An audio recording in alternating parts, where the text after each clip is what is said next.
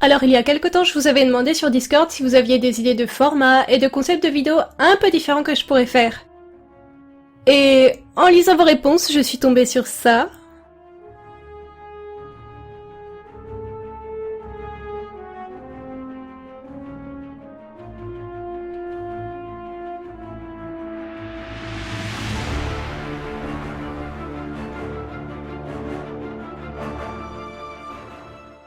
Donc, je pense que vous l'aurez compris, j'ai tout de suite décidé que j'allais suivre cette suggestion.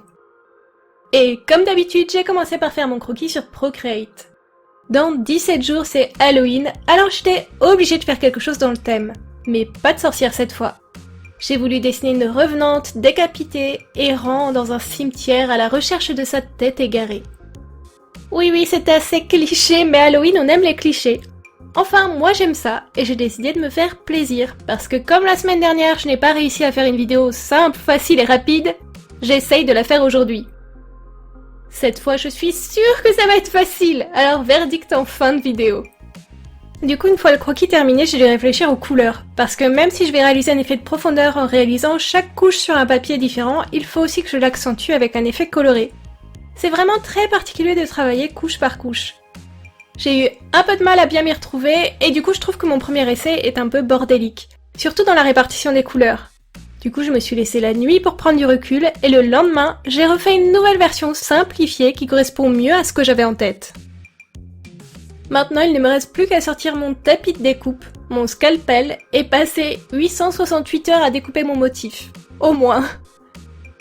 Ou alors, j'utilise ma Cricut et je la laisse découper pendant que je regarde des vidéos YouTube.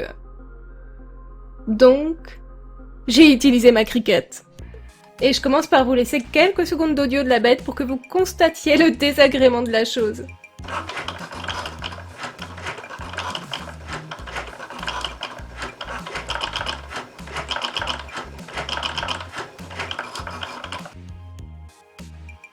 Soyons honnêtes. Ça reste quand même moins pénible que de devoir découper quelque chose d'aussi détaillé à la main.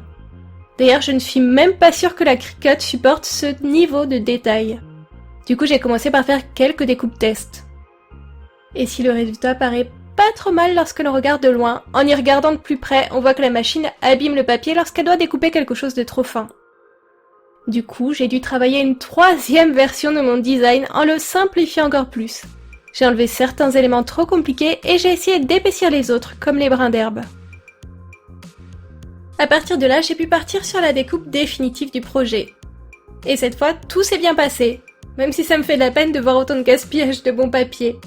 Parce que j'ai utilisé un papier à dessin bien épais pour que le rendu final soit assez solide. D'ailleurs, en plus de couper les différentes couches qui vont composer mon dessin, j'ai aussi découpé des petits cadres que je viendrai intercaler entre chaque couche pour accentuer un peu plus l'effet de profondeur. J'aurais pu en intercaler 2 ou 3, mais je manquais un peu de matière première. À tester pour une prochaine fois peut-être. Bon, maintenant que tous les éléments sont découpés, il est temps de passer à la couleur. J'aurais pu utiliser du papier coloré directement, mais pas évident de trouver les nuances de couleurs dont j'avais besoin. Donc je me suis dit que j'allais utiliser du papier blanc et le mettre en couleur au feutre à alcool. Ça n'a d'ailleurs pas été trop pénible à faire parce que la surface de mon dessin est très petite. C'est du 10 par 15 cm. Je ne peux malheureusement pas découper de surface plus grande avec ce modèle de Cricut. Mais du 10 par 15 c'est déjà bien, c'est du format carte de vœux environ, et peut-être que je pourrais faire de jolies cartes à découpe pour ma boutique Etsy un jour. À voir si ça pourrait vous intéresser. Je suis repassée 2-3 fois sur chaque papier avec mes feutres pour être sûre d'obtenir un rendu bien uniforme et de la bonne intensité. J'avais d'ailleurs beaucoup hésité à vraiment dessiner sur chacune de mes couches plutôt que de les laisser en silhouette. J'ai fait quelques recherches sur Pinterest et les deux se font. Et j'adore aussi les deux, alors ça a été vraiment trop dur de choisir. Peut-être que ça présage d'une deuxième vidéo sur ce thème. Mais plus tard, j'ai d'autres plans pour les semaines à venir. Du coup, il ne me restait plus qu'à coller tous mes différents éléments. Je l'ai fait progressivement, couche par couche, pour être sûre que tout restait bien aligné. D'ailleurs, si vous voulez faire la même chose que moi et que vous avez un cadre photo de votre côté, vous n'avez même pas besoin de coller vos éléments. Les superposer dans le cadre suffira à les faire tenir. Mais moi, je n'ai pas de cadre à la bonne taille, alors je colle.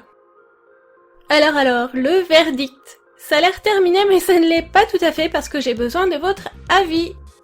Initialement, j'ai prévu mon design comme ça, avec précisément ces couleurs. Mais Blacky m'a mis le doute sur le fond blanc.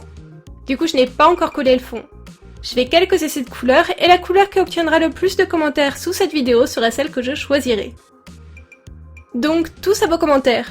Est-ce que vous préférez un fond bleu, un fond gris, un fond noir, un fond beige ou un fond blanc? J'attends votre avis pour finir. Le résultat sera visible sur Discord et Instagram, alors n'hésitez pas à aller m'y suivre. En attendant de découvrir votre avis, j'espère que le projet du jour vous a plu, que vous l'avez trouvé original et que ça vous a donné envie de le tester de votre côté.